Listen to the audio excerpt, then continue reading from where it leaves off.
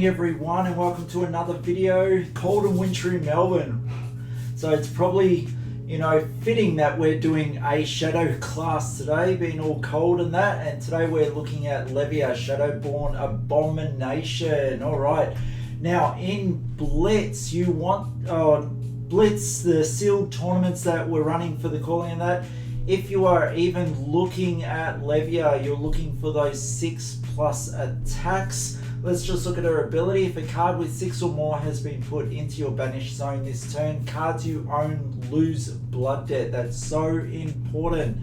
There are so many games where I've seen this has been a consistent thing. You keep getting the 6s in, it's great until you lose that one turn, and then you're stuck with all this blood debt, and boom, you take all that damage and lose the game. So now there are some viable options for you. I have won games with Olivia just merely attacking with a weapon, and then when I can find that pristine opportunity, hit with a big attack and then keep attacking with a weapon and saving up those cards and really judging about what goes into the banished zone to help manage that blood debt. And keep doing that until you can start going off and then bang, bang, bang and risking the blood debt, yeah? But probably one of the hardest characters to take and win with, especially top cut with, during the sealed tournaments that are going on. If you are making, like as an example, the Blitz decks themselves hold about 24 or 25 cards with a 6+ attack. And what you're really looking for, even more so, are the 7+ attacks, because the light side has the ability to reduce with a card the attack value of the card that's defending. So 7 and above is always good as well, yeah? So let's go taking a look at the cards for Olivia, and let's see, how she plays. All right, so we've got the young hero there. Now I don't have the other weapon up here. It is a more of a generic or a brute weapon, but the shadow brute weapon is this: once per turn action, 2, pay 2, attack for a value of 6, which is amazing for a weapon. Whenever you attack with Hexagore, it deals damage to you equal to 6 minus the number of cards with blood debt in your banished zone. So this hits you back, yeah? So what this is really promoting is you having blood debt down there in your banished zone to play from. It's asking, pretty much requiring you to have a minimum of 6 if you don't want to be taking any damage. Taking 2 damage while you're dealing out 6, it's not so bad. Having 4 blood debt cards in the banished zone, but this is really pushing that fact that you need cards in the with blood debt in that zone. So make sure that we're finding ways to get a 6+ attack from your discard or from your deck into your banished zone that turn, to turn on Olivia's ability to make sure that this weapon has goes full throttle. Look at it, it's a 6+ attack. It's taking most likely a minimum of 2 cards to block it, or they're using up a fair bit of equipment just to block it if they don't want to take it. Overall, it is brute. It is just one big bang, and yeah, you're reeling from it. Right, Hooves of the Slaughterbeast. I like this card a lot. Whenever a card with 6 or more is put into your banished zone, you may destroy Hooves of the Slaughterbeast. If you do, gain 1 action point. Fantastic. Make sure you use the Battle Worn first to defend for 1, and then use this ability to get a pop-off turn. You do need your resources to be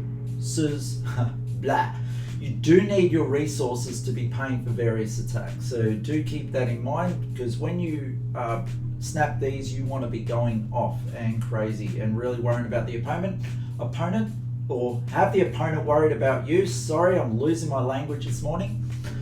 And making sure that you gain tempo, and that's what these hooves are. It should be hooves of tempo, not hooves of the Slaughterbeast. All right, Deep-Rooted Evil. Now, I must admit, a lot of these cards I haven't really come across, so very much like this video is an intro, and it's the first time we're seeing it, and let's see what we get. If a card with 6 or more has been put into your banished zone this turn, you may play Deep-Rooted Evil from your banished zone. Fantastic. It's a 6 attack. It costs 3 pitches for 2. I really like it, and the best thing is that you can use Hexagorp, break the hooves, and then play this from it using the Blood Debt to alleviate a bit of Hexagore. It's great. I like it. That's 6 attack. And you know, in a turn like that, that's 6 attack, then another 6 attack. And if there was another way to gain go again or another action point, yeah, crazy. But you do need resources, understand that. All right, Mark of the Beast. If Mark of the Beast will be put into your graveyard from anywhere, instead banish it. It is that 6 attack that you are looking for. Also has Blood Debt. Yep, defense for 3. This card didn't defend for any, and that's an important point, especially when coming up against Illusionist. This is a 6+ attack, but it doesn't defend, so we can't use it to defend against Illusionist attacks and break their phantasms. So understand that. This one does though, Mark of the Beast. I think it's a fantastic card, costing 2 for a 6 and a 3 defense. Very good. Alright, Shadow of Blasphemous. Alright, draw a card, then discard a random card. If a card with 6 or more is discarded this way, search your deck for a card with Blood Debt, banish it, then shuffle your deck. Wow, not bad, especially if you choosing, just wait, search your deck for a card with Blood Debt. So you can search your deck for a Blood Debt card that can be played from your banish zone, very much like this.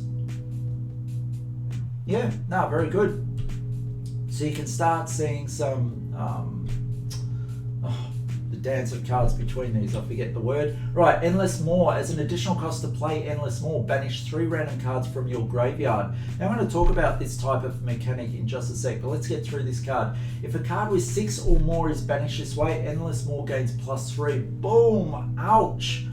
You know, it goes from 6 to 9. How great is that? Now, I love the fact with Olivia that when I've got a card like this in hand and it's the very first turn and the opponent's won the first turn and they come for an attack, I am just throwing cards out to defend because I want to get 3 cards in my graveyard to throw into my banish zone to play an attack like this.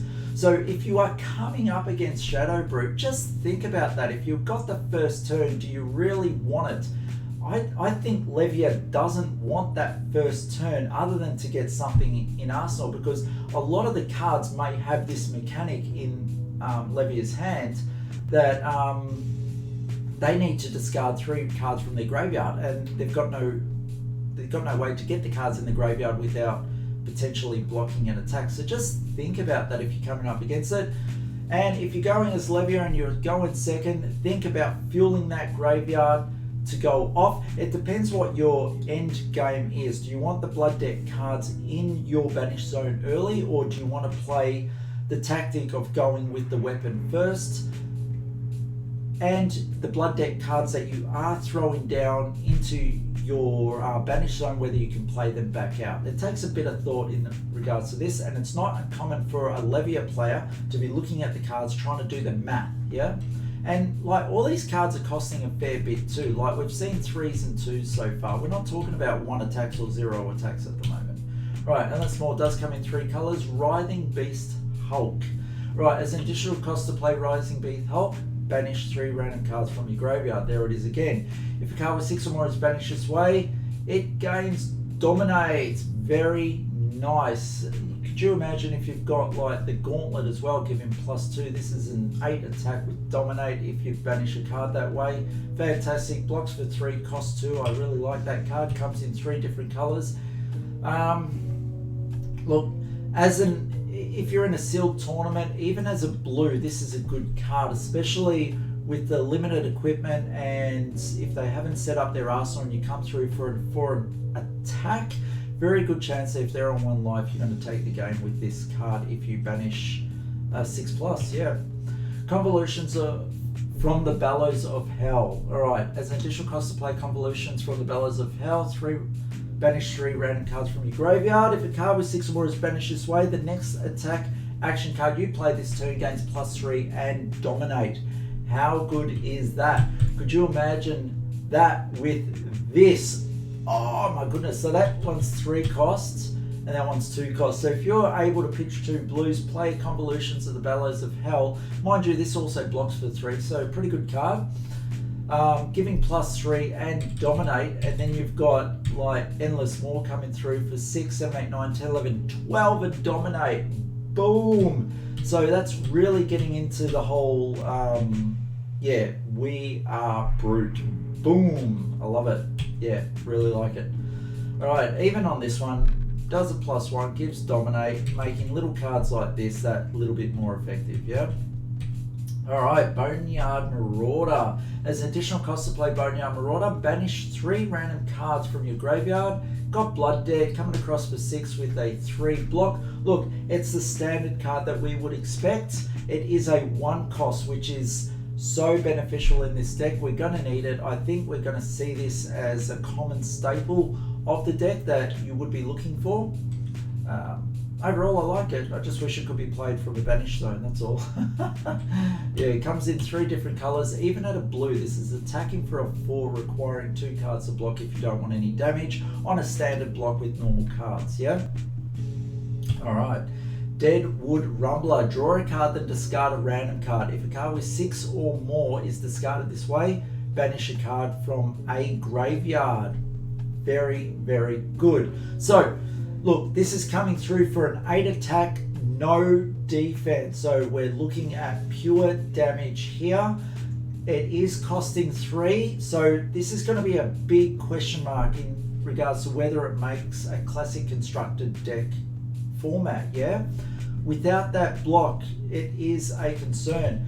The great thing about it is that as a blue, it's still attacking for 6. Once again, with no defense. This other little ability can be so damaging to a deck that's requiring getting a card from their discard back into their deck, and this removes it. Yeah, it can really change up a game plan. Personally, I think it goes too far one way with the no blocks and the full damage. It really depends. If you can get quite an aggro and angry Olivia deck going, these type of attacks are really punishing. But at the moment, as I see it, it's punishing to Olivia herself, who's unable to block. And maybe we don't want to block with Olivia. Who knows the way that the game's going to go and like the formats with how we see Olivia. Dread Screamer. This is the card that you are looking for when you're thinking of playing Olivia in a sealed format. As an additional cost to play Dread Screamer, banish 3 cards from your graveyard. If a card with 6 or more is banished this way, Dread Screamer gains Go Again. So this is the card with Go Again. It's enabling you to go for extended plays for the big hits. This one hits for 6, defense for 3.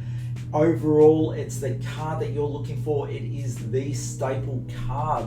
And I believe in Classic Constructed, this is also a staple card. Goes down for 5, and even a 4 in blue, even at a blue costing 2, defense for 3, pitches for 3. You know, this is overall a good card purely for the Go Again that it can potentially give. And look at that creature, terrible. All right, Graveling Growl, another common. Play Graveling Growl only if 6 or more has been put into your banished zone. Look, we're starting to limit things again. The benefits of this card, let's look at it. It's a 1 cost, it's a 7 attack, it's a 3 defense. So when you compare it to Deadwood Rumbler, I think it holds its own very well, even more so. Being a 1 cost, being a defense and only 1 less damage, I think I prefer this card over the other ones. Even at a blue, attacking for 5, like, wow, yeah. Definitely something worth considering, and I think this is yet another staple in a deck. The only problem with it is that a card with 6 or more had to have been banished. So if you're sitting there with it in your hand and you've been bricked somehow, that's a problem. Yeah, you're going to have to use it as a resource and get it through the deck again in order to play. But it could be a great finisher card, especially if you're able to get a 6+ into your banished zone during that turn. Alright, Hungering Slaughterbeast. As an additional cost to play Hungering Slaughterbeast, banish 3 cards from your graveyard.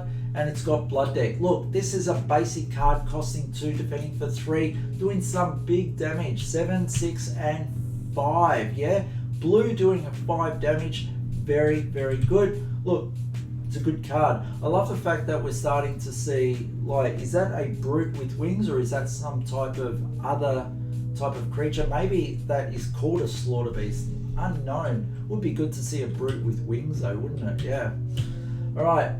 Unworldly Bellow. As an additional cost to play Unworldly Bellow, banish 3 cards from your graveyard. Seeing a trend here? The next brute shadow attack action card you play this turn gains +4. Look, this is a damaging card if you're able to play it. I have not been able to play it. There's always been other cards, and usually I sometimes don't have enough cards in the graveyard to play this and another attack that requires another 3 cards from the graveyard as well. It is costing 1, so it is affordable. It can be played. I haven't had the opportunity in the limited games I've had with Olivia to get this one off, but that is damaging. +4 on anything is crazy. And if you find yourself able to set up a massive turn, maybe with potions or something, to play this, to play the other setup cards that gave +3 and dominate, and then come through for a whopping attack. That one was 12 at that point that we saw. Another +4, that's 16 attack dominated. That's just crazy, and quite affordable with 2 blues, I believe. So yeah. Alright, and that is the end of our Shadow Brute cards with Olivia as the hero. So let us know your thoughts. Did I get everything right? Did I get anything wrong? Did I miss anything? Please put it down in your comments. Interested to hear on what your experiences have been with Olivia and Shadow Brutes. If you're enjoying the channel, please subscribe. It really helps us. 1 second of your time means a lot to us. And yeah, we'll see you on the next video. See you all.